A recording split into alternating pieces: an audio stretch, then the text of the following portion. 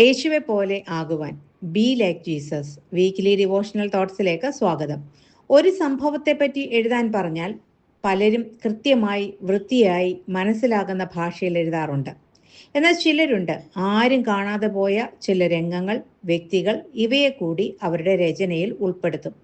ലൂക്കോസ് എന്ന എഴുത്തുകാരന്റെ പ്രത്യേകതയും ഇതായിരുന്നു. ഒരു വൈദ്യനായതിനാൽ തന്നെ രോഗിയുടെ രോഗാവസ്ഥ കൃത്യമായി അദ്ദേഹം രേഖപ്പെടുത്തിയിരുന്നു. സ്ത്രീകളെയും കുട്ടികളെയും ബാല്യക്കാരികളെയും ഒന്നും അദ്ദേഹം വിട്ടുകളഞ്ഞില്ല. എല്ലാം കൃത്യമായി ചരിത്ര സംഭവമായി തന്നെ അദ്ദേഹം എഴുതി.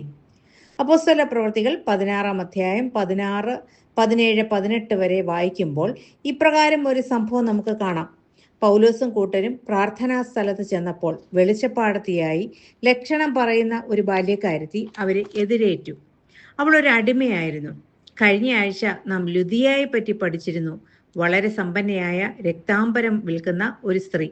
ഇപ്പോൾ ഇതാ താഴ്ന്ന നിലയിൽ ജീവിക്കുന്ന അടിമയായ ഒരു ബാല്യക്കാരി. ഒരു വീട്ടുപകരണം പോലെ, വീട്ടിലെ ഒരു സാധനം എന്ന പോലെ കണക്കാക്കപ്പെടുന്ന, വ്യക്തിത്വം പോലും ഇല്ലാത്ത ഒരു അടിമ. ഇവളിൽ ഒരു ദുരാത്മാവുണ്ടായിരുന്നു. ഗ്രീക്ക് വേദം പറയുന്നത് അവളിൽ പെരുമ്പാമ്പിന്റെ ആത്മാവുണ്ടായിരുന്നു എന്നാണ്. ഗ്രീക്ക് ദേവനായ അപ്പോളോ ദേവൻ പെരുമ്പാമ്പിനെ കൊല്ലുകയും ആ പെരുമ്പാമ്പിന്റെ ആത്മാവ് ഡെൽഫിയ എന്ന വെളിച്ചപ്പാടത്തിയിൽ പ്രവേശിച്ച് അവളെ നിയന്ത്രിച്ചുവെന്നും പറയപ്പെടുന്നു. ഏതൊരു സ്ത്രീക്കും ഇതുപോലെയുള്ള ആത്മാവ് കാണപ്പെട്ടാൽ അവളെ വെച്ച് യജമാനന്മാർ പ്രവചിച്ച് ധനമുണ്ടാക്കും. ഇങ്ങനെയുള്ള ഒരു ബാല്യക്കാരത്തിയായിരുന്നു ഈ ദൈവദാസന്മാർ കണ്ടുമുട്ടിയത്. വൈദ്യനായ ലൂക്കോസ് അന്ധവിശ്വാസം വിശ്വസിക്കായാൽ തന്നെ അവളിൽ ഒരു അശുദ്ധാത്മാവാണ് പ്രവർത്തിക്കുന്നത് എന്ന് കൃത്യമായി കണ്ടെത്തി. അത് രേഖപ്പെടുത്തുകയും ചെയ്തു. പല ദിവസങ്ങൾ അവൾ അപ്പോസ്തലന്മാരുടെ പിന്നാലെ ചെന്ന് ജനത്തോട് ഇപ്രകാരം ഉറക്കെ വിളിച്ചു പറഞ്ഞു, ഇവർ രക്ഷാമാർഗം നിങ്ങളോട് അറിയിക്കുന്ന അത്യുന്നതനായ ദൈവത്തിന്റെ ദാസന്മാരാണ്. ഇത് കേട്ടാൽ നമ്മെ പോലെ ആർക്കും ഒരു സംശയവും ഉണ്ടാകാനിടയില്ല. കാരണം അവൾ പറയുന്നത് സത്യമല്ലേ? ദൈവം അത്യുന്നതനാണ്. ഈ മനുഷ്യർ ദൈവത്തിന്റെ ദാസന്മാരാണ്. ഇവർ പ്രസംഗിക്കുന്നത് രക്ഷാമാർഗം. ഇതിലെന്ത് തെറ്റായിരിക്കുന്നു? മർക്കോസ് വിശേഷം 1-ാം അധ്യായം 23-24 വാക്യങ്ങളിൽ യേശു പള്ളിയിൽ ചെന്നപ്പോൾ അവിടെ അശുദ്ധാത്മാവുള്ള ഒരു മനുഷ്യൻ വിളിച്ചു പറഞ്ഞു, നസറായനായ യേശുവേ, ഞങ്ങൾക്കും നിനക്കും തമ്മിൽ എന്ത്? ഞങ്ങളെ നശിപ്പിക്കാൻ വന്നുവോ? നീ ആരെന്ന് ഞാൻ അറിയുന്നു. നീ ദൈവത്തിന്റെ പരിശുദ്ധൻ തന്നെ എന്ന്. യേശു അതിനെ ശാസിച്ചു, മിണ്ടരുത്, അവനെ വിട്ടുപോ. ഇവിടെയും ഇതേ സാഹചര്യമാണ് അപ്പോസ്തലന്മാരും അഭിമുഖീകരിക്കുന്നത്. ദൈവാത്മാവുള്ള ഒരുവനെ ദുരാത്മാവിന് പെട്ടെന്ന് തിരിച്ചറിയുവാൻ കഴിയും.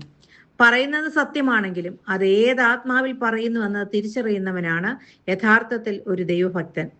ഇന്ന് എല്ലാ മതങ്ങളിലും പല വിടുതൽ ശുശ്രൂഷകളും പ്രവചന ശുശ്രൂഷകളും രോഗശാന്തി ശുശ്രൂഷകളും ഒക്കെ നടക്കുന്നുണ്ട്. ഏത് ആത്മാവിലാണ് ഇതൊക്കെ ചെയ്യുന്നത് എന്ന് നാം വിവേചിച്ചറിയണം. ദൈവത്തിന്റെ പരിശുദ്ധാത്മാവുള്ളവനെ ഇത് തിരിച്ചറിയാൻ സാധിക്കും. ഇനി ഈ ബാല്യക്കാരി പെൺകുട്ടിയെ ഒന്ന് ശ്രദ്ധിക്കൂ. അവളൊരു അടിമയാണ്. അവളിലുള്ള ദുരാത്മാവിനെ വെച്ച് ഭാവി പറഞ്ഞ് ജനത്തെ സന്തോഷിപ്പിച്ച് പണമുണ്ടാക്കാൻ അവളുടെ യജമാനന്മാർക്ക് സാധിച്ചു. പക്ഷെ അവൾ ഇപ്പോഴും ഇരുട്ടിലാണ്. അവൾക്ക് പ്രത്യേകിച്ച് ഗുണമൊന്നുമില്ല. ഒരുപക്ഷെ ശരിയായി വസ്ത്രമോ ഭക്ഷണമോ ഒന്നും കഴിക്കാനുള്ള സ്വാതന്ത്ര്യമോ ഒന്നും അവൾക്കില്ലായിരുന്നിരിക്കാം. അവളെപ്പറ്റി ആരും ഈ ലോകത്ത് ചിന്തിക്കാനും ഇടയില്ല. യജമാനനോ പെറ്റു വളർത്തിയവരോ അവളോ പോലും അവളെപ്പറ്റി ചിന്തിച്ചിരുന്നില്ല. ആർക്കോ വേണ്ടി ജീവിക്കുന്ന ഒരു കൗമാരക്കാരി, ഭൂതബാധിത. ഇവൾ പലനാൾ പൗലോസിന്റെയും കൂട്ടരുടെയും പുറകെ നടന്നു. ഇതുപോലെ വിളിച്ചു പറഞ്ഞു. പൗലോസ് മുഷിഞ്ഞ് അവളിലുള്ള ഭൂതത്തോട്, അവളെ വിട്ടുപോകുവാൻ ഞാൻ യേശുവിന്റെ നാമത്തിൽ നിന്നോട് കൽപ്പിക്കുന്നു എന്ന് പറഞ്ഞു. ആ നാഴികയെ തന്നെ അതവളെ വിട്ടുപോയി. സത്യൻ പറഞ്ഞത് കേട്ട് എന്തിനാണ് പൗലോസ് മുഷിഞ്ഞത്? എന്തുകൊണ്ടാണ് പൗലോസ് പല നാൾ കഴിഞ്ഞ് മാത്രം അവരിലുള്ള ദുരാത്മാവിനെ ശാസിച്ചു കളഞ്ഞത്? ഒന്നാമത്തെ ചോദ്യത്തിന് ഉത്തരം ഇതാണ്. പൗലോസ് ദൈവത്തിന്റെ വേല ഫിലിപ്പിയിൽ ചെയ്യുവാൻ സാത്താന്റെ ഒരാവശ്യവും സഹായവും വേണ്ടായിരുന്നു. ഭൂതബാധയുള്ള ഒരു സ്ത്രീയുടെ ഇൻട്രൊഡക്ഷനോടുകൂടി അല്ലെങ്കിൽ പ്രശംസാ വാക്കുകളോടുകൂടി സ്വാഗതത്തോടുകൂടി ശുശ്രൂഷ ചെയ്യേണ്ട കാര്യം ഒരു ദൈവഭക്തന് അന്നും ഇല്ല, ഇന്നുമില്ല. അങ്ങനെ ചെയ്യുമ്പോൾ അവൾക്ക് അനുകൂലമാണ് അപ്പോസ്തലന്മാർ എന്ന് പലർക്കും സംശയം വന്നേക്കാം. ഇന്നും പലരും ക്രിസ്തുവിനെ അറിയാത്തവരും സുവിശേഷ വേലയ്ക്ക് സപ്പോർട്ട് ചെയ്യുന്നവരുണ്ട്. ഭവനവും കെട്ടിടങ്ങളും ദൈവവേലയ്ക്ക് വേണ്ടി കൊടുക്കുന്നവരുമുണ്ട്. പക്ഷേ ഏത് ആത്മാവാണ് അവരിൽ വ്യാപരിക്കുന്നതെന്ന് മനസ്സിലാക്കി വേണം ഈ സൗജന്യങ്ങളെയും മുഖസ്തുതി വാക്കുകളെയും നോക്കിക്കാണുവാൻ. രാഷ്ട്രീയ, മത, സാമുദായിക നേതാക്കൾ ഇന്ന് സുവിശേഷത്തിന് വലിയ അനുകൂലമാണ്. വേണമെങ്കിൽ പ്രസംഗം തന്നെ നടത്തുവാൻ കഴിയുന്നതുമുണ്ട്. എന്നാൽ അവരുടെ യഥാർത്ഥ ഉദ്ദേശം അറിഞ്ഞു വേണം അവരെ വേദിയിൽ കയറ്റാൻ, അവരോട് കൈകോർത്ത് പിടിക്കാൻ. ഇനി ഈ ബാല്യക്കാരത്തെ പലനാൾ പൗലോസ് സഹിച്ചത് എന്തിനാ? ഒരു പക്ഷേ അനന്തരഫലത്തെ ഓർത്തിരിക്കാം. അവളുടെ യജമാനന്മാർ അവൾ പണമുണ്ടാക്കുന്ന യന്ത്രം മാത്രമായിട്ടാണ് അവളെ കരുതിയിരുന്നത്. അത് നശിച്ചാൽ അതിന്റെ അനന്തരഫലം അവളും അനുഭവിക്കേണ്ടതായി വരും. എന്നാൽ ഒരു കാര്യം ഓർക്കുക, എല്ലാറ്റിനും ഒരു സമയം ദൈവം ഒരുക്കിയിട്ടുണ്ട്. അവൾ വിടുതൽ പ്രാപിക്കേണ്ട നാളും നാഴികയും ദൈവിക പദ്ധതിയിലുള്ളതിനാൽ അതുവരെ പൗലോസ് കാത്തിരുന്നു. ഇനി ആ ബാല്യകാര്യത്തിലേക്ക് നമുക്ക് മടങ്ങി വരാം. യേശുക്രിസ്തുവിന്റെ നാമത്തിൽ ആ ദുരാത്മാവിനോട് പൗലോസ് അപ്പോസ്തലൻ കൽപ്പിക്കുകയാണ്. ഇത് ചെയ്തത് പൗലോസിന്റെ നാമത്തിലല്ല, മറിച്ച് യേശുക്രിസ്തുവിന്റെ നാമത്തിലാണ്.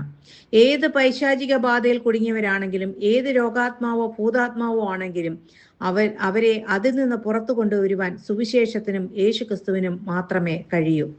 നാം കാണുന്ന ലോകത്തിനപ്പുറം കാണാത്ത ഒരു ലോകമുണ്ട്. അവിടെ നന്മയോട് എതിർത്ത് നിൽക്കുന്ന ഒരു തിന്മയുടെ ശക്തിയുണ്ട്. വാസ്തവത്തിൽ ആ ബാല്യക്കാരത്തി പെൺകുട്ടിയോടോ അവളുടെ യജമാനോടോ പൗലോസിനോ കൂട്ടർക്കോ ഒരു വൈരാഗ്യവുമില്ല, പിണക്കവുമില്ല. എന്നാൽ അവളിൽ വ്യാപരിക്കുന്ന ശക്തിയോടാണ് അവർ എതിർത്ത് നിന്നതും ശാസിച്ചതും. അതുമൂലം പ്രത്യാഘാതങ്ങൾ അവർ അനുഭവിക്കേണ്ടി വരും എന്ന് ഉറപ്പുണ്ടായിരുന്നിട്ടും അവരത് ചെയ്തു. കാരണം ഒരു ബാല്യക്കാരത്തി പെൺകുട്ടിയെ അന്ധകാരത്തിൽ നിന്ന് പ്രകാശത്തിലേക്ക് കൊണ്ടുവരുവാൻ വേണ്ടി മാത്രം. ഫിലിപ്പിയിൽ ആദ്യം സമൂഹത്തിൽ ഉയർന്ന നിലവാരത്തിൽ ജീവിക്കുന്ന ഒരു ധനികയായ ലുദിയ എന്ന സ്ത്രീ ദൈവസഭയോട് ചേർന്നു. ഇപ്പോഴിതാ ഏറ്റവും താഴ്ന്ന നിലയിൽ ജീവിക്കുന്ന അടിമയായ പെൺകുട്ടിയും. അവൾ പിന്നെ എന്തു ചെയ്തു എന്ന് വചനം പറയുന്നില്ല. തീർച്ചയായും അവൾ തുടർന്ന് അപ്പോസ്തലന്മാരോടൊപ്പം ചേർന്നു എന്ന് തന്നെ നമുക്ക് അനുമാനിക്കാം. സുവിശേഷത്തിന് ബന്ധനമില്ല. ഏതു ജാതിയിൽപ്പെട്ടവർക്കും വിശ്വസിക്കാം, പിന്തുടരാം. ആണെന്നോ പെണ്ണെന്നോ പണക്കാരനെന്നോ പാവപ്പെട്ടവനെന്നോ പണ്ഡിതനെന്നോ പാമരനെന്നോ വ്യത്യാസമില്ലാതെ ഏവരെയും സ്നേഹിക്കുന്ന യേശുവിന്റെ സത്യസുവിശേഷം നമുക്ക് ഈ ലോകത്തിൽ പങ്കുവെക്കാം എന്ന് ആഹ്വാനം ചെയ്തുകൊണ്ട് ഈ ധ്യാനചിന്ത ഇവിടെ അവസാനിപ്പിക്കുന്നു. God bless you all.